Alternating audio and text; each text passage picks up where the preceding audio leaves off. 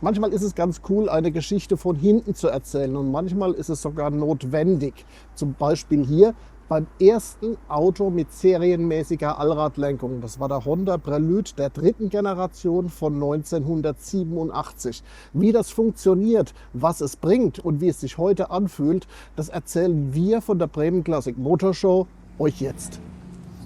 Der Honda Prelude BA4 ist bei seinem Erscheinen im Jahr 1987 ein echter Hingucker. Das gilt natürlich für den japanischen Markt, wo er als echtes Lifestyle-Auto gilt. Das gilt aber auch für Amerika, wo er damals eines der populärsten Sportcoupés ist.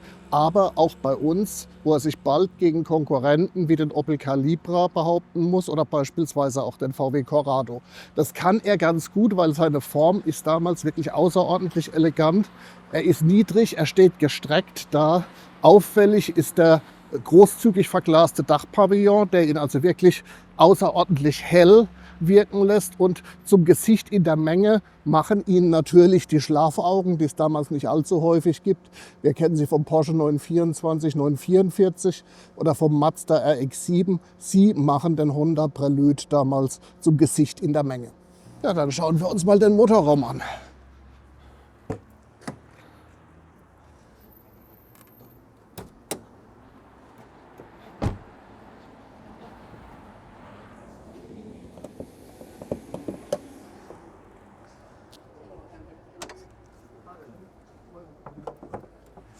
Ja, hier gibt es noch keine Abdeckung, die uns den Blick versperrt auf den 16V-Motor, also den stärkeren der beiden Vierzylinder, die es damals für den Honda Prelude zu kaufen gibt.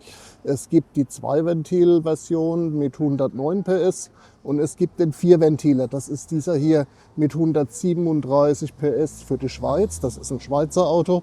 Oder 140 PS für den deutschen Markt. Die 16V-Version hat es auch schon beim Vorgänger gegeben, weil der Prelude natürlich immer so ein bisschen die technologische Speerspitze für das Haus Honda war. Alle gemeinsam haben sie das Hochdrehzahlkonzept. Das heißt, dieser Motor wird wirklich erst so bei 4.000, 4.500 Umdrehungen wach.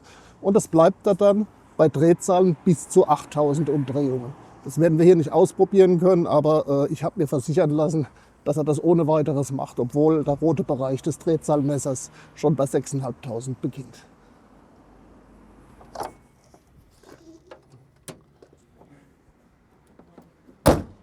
Die eigentliche Attraktion des Honda Prelude BA4 ist aber natürlich nicht sein Motor, sondern die Allradlenkung. Die gibt es damals als Extra zu kaufen und das zum ersten Mal bei einem Serienfahrzeug. Wir schreiben die 80er Jahre, es ist ein komplett mechanisches System. Wir haben vorne ein Lenkgetriebe, wir haben hinten ein Lenkgetriebe. Beide sind durch eine Welle verbunden und die bewirkt, dass bei höheren Geschwindigkeiten die Vorder- und Hinterräder in dieselbe Richtung eingeschlagen werden und bei niedrigen Geschwindigkeiten in die entgegengesetzte Richtung. Funktioniert hat es gut, es hat sich nur nicht bewährt. Deshalb ist der Honda Prelude BA4 heute auf seine Weise ein einsames Stück Automobilgeschichte.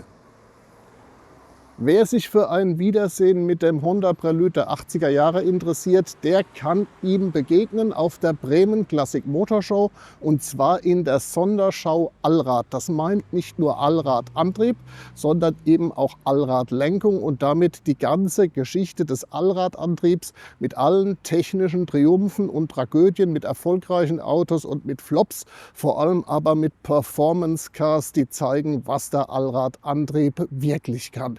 Wir freuen uns auf euch auf der Bremen Classic Motor Show, die ganze Geschichte des Allradantriebs. Und wie sich der Honda Prelude mit Allradlenkung fährt, das will ich jetzt wissen, und deshalb setzen wir uns einfach mal rein und fahren los.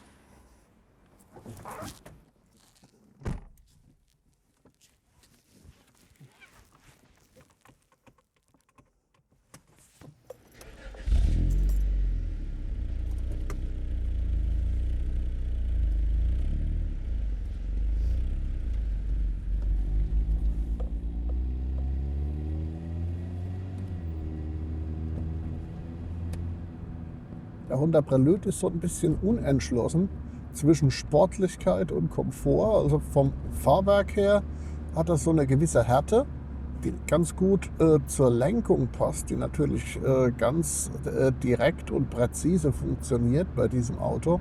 Dann haben wir auf der anderen Seite aber die sehr komfortorientierten Plüschsitze, auf denen ich sitze, und eine Automatik, die auch ganz deutlich den Cruiser-Charakter betont.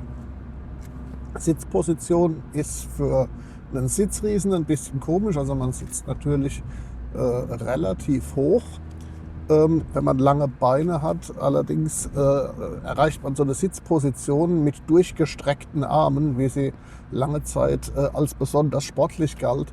Das heißt, er irrlichtert hier so ein bisschen zwischen Sportlichkeit und Sanftheit, kann sich nicht so wirklich entscheiden. Aber das stört natürlich nicht, wenn man heute mit so einem Honda Prelude unterwegs ist, weil er natürlich ein ganz außerordentlich vergnügliches Auto ist. Das beginnt tatsächlich schon damit, wie hell es hier im Innenraum ist, auch durch das Glasschiebedach und durch die niedrige Gürtellinie. Also man sitzt hier gewissermaßen in einem großen Wintergarten und will eigentlich auch gar nicht schnell fahren, gerade auch durch die Automatik, sondern lässt ihn so ein bisschen cruisen. Fühlt sich natürlich auch daran erinnert, dass der Honda Prelude ein Auto war, das auf dem amerikanischen Markt eine ganz andere Bedeutung hatte als bei uns in Deutschland, wo er immer doch ein relativ großer Exot war, der mit europäischen Coupés hat konkurrieren müssen, also beispielsweise dem VW Scirocco, dem er allerdings das deutlich futuristischere Design voraus hat. Also allein schon die Schlafaugen, der Blick hier über die große flache Motorhaube und die aufgeklappten Scheinwerfer ist natürlich schon absolut spektakulär. Ansonsten die Neutralität, mit der er sich hier durch die Kurven bewegt, ist überragend, wie es tatsächlich ja auch das große Versprechen der Allradlenkung war. Und das löst sie ohne weiteres ein, das ist spürbar. Und auch in schnellen Kurven oder in schnelleren, als wir sie jetzt gerade fahren. Und erst recht natürlich beim Rangieren, hat also einen unheimlich kleinen Wendekreis, wirkt wahnsinnig handlich. Für heutige Begriffe wirkt er natürlich mit seinen 131 PS ein bisschen träge. Allerdings gibt es hier den Knopf für das Sportprogramm des Automatikgetriebes. Gucken wir mal, ob sich da was tut.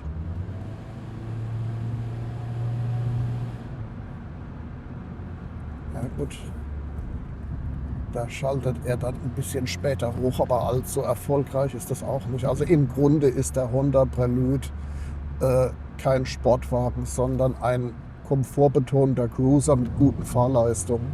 Und so muss man und kann man ihn heute auch sehen und hat jede Menge Spaß damit, weil die Komforteigenschaften hier auf den Frotte-artigen Sitzen, die sind immer noch ziemlich gut.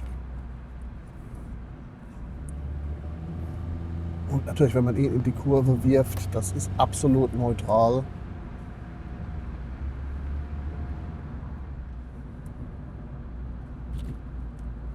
Ja, die Allradlenkung war damals ein aufregendes Detail. Das hat auch damals die Fachpresse in große Aufregung versetzt. Haben bald alle Autos Allradlenkung, hat damals Automotor und Sport zum Beispiel im Editorial gefragt. Die Antwort war ganz klar nein, was natürlich mit dem Kaufpreis auch zusammenhängt. 6.000 Mark sollte das ursprünglich kosten. Dann haben die Marketingleute von Honda sich das nochmal ein bisschen überlegt und kamen auf 1.600. Aber auch das war natürlich schon jede Menge Asche für die Käufer eines Mittelklasse-Coupés. Die Frage, brauche ich die Allradlenkung, ist also relativ schnell beantwortet. Die braucht man nicht wirklich, aber es ist natürlich schon nochmal so ein vergnüglicher Faktor. Wenn man also heute in so einem Auto sitzt, dann ist es schon ganz großartig, wie schnell der um die Kurven geht und wie neutral der sich um die Kurven bewegt und wie schön sich damit rangieren lässt. Also ein Beweis dafür, welchen Ehrgeiz die Japaner damals hatten, den Europäern zu zeigen, was eine Hake ist und wer die Spitzenreiterschaft in der Technologie hat. Was seinerzeit ja auch für viel Angst und Schrecken bei den Europäern gesorgt hat.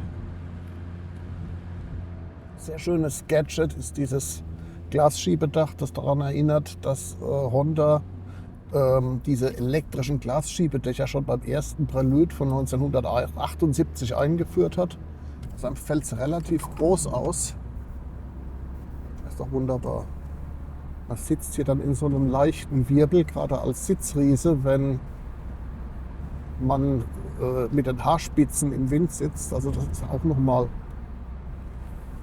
sehr, sehr schönes Detail. Er ist halt nicht schnell.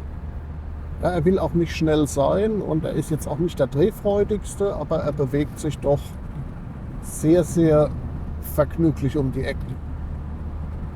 Also für die Landstraßen hier ein ganz wunderbares Fahren. Mal wieder zu. Rauschen tut es auch ordentlich, wenn es auf ist. Und es ist natürlich die Helligkeit hier, die diesen Innenraum ausmacht.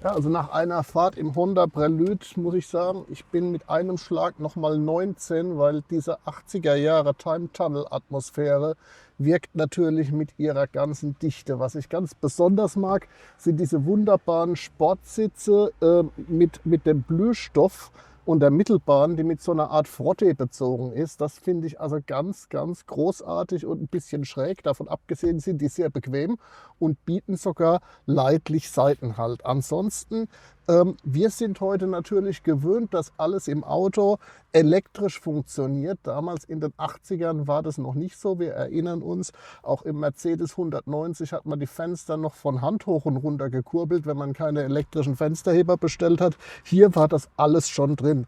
Wir haben elektrische Fensterheber, elektrische Spiegel. Wir haben natürlich diese wunderbaren Schlafaugenscheinwerfer, die man hier mit einem Knopfdruck hoch und runter lässt, dann aber manuell nochmal anschaltet.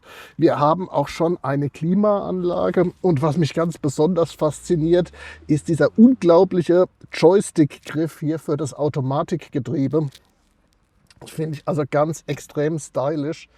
Das ist also eine wirklich grandiose Mischung hier im Honda Prelude aus sportlichen, aus innovativen und aus Komfortdetails, die also eine faszinierende Verdichtung der 80er Jahre darstellen. Also ich möchte am liebsten noch ein bisschen drinnen sitzen bleiben und mich nochmal fühlen wie damals als Redaktionsvolontär, der von so einem Auto im Jahr 1987 natürlich nur träumen konnte.